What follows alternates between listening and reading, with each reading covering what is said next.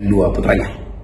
Ibu Mega beberapa hari lalu kan menyatakan adanya akan mengawut-awut Kongres PDIP dan bahkan menantang, silahkan kalau berani mengawut-awut partainya gitu. Ya, yang kita tahu lah pasti yang dimaksud siapa. Ini pasti ya Pak Jokowi dan keluarganya. Jadi artinya Ibu Megawati itu sekarang sudah bersiap menghadapi risiko terburuk ya karena konfrontasinya dengan Jokowi. Saya kira semua orang yang pernah belajar tentang skandal dalam politik dan decaying, political decaying di dalam institusi partai itu tahu bahwa selalu ada dua gerakan. Gerakan untuk kriminalisasi itu dimulai dengan tadi memojokkan secara moral. Lalu ada gerakan yang paralel, yaitu gerakan dari dalam, untuk membusukkan dari dalam kan. Jadi pembusukan ini juga mulai kita bisa prediksi bahwa akan ada orang-orang dalam PDIP yang mulai berupaya cari peluang untuk menggantikan posisi-posisi dari tokoh-tokoh yang sedang diincar oleh KPK atau oleh kejaksaan atau oleh polisi.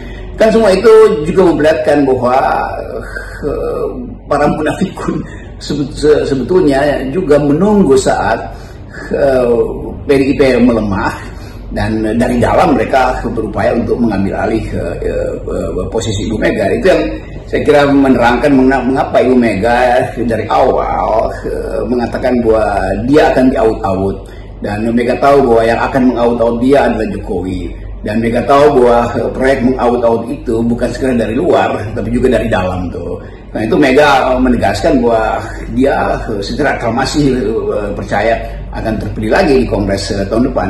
Nah persiapan-persiapan Kongres itu juga menunjukkan betapa Mega itu tahu rencana politik yang berbahaya atau yang penuh dengan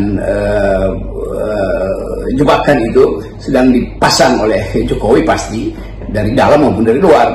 Kan itu sinyal awal yang kita bisa baca. Sekaligus kita bisa bertanya misalnya apa kira-kira reaksi dari mereka yang pertama yang pernah ada di PDIP lalu pindah ke gerbong kekuasaan.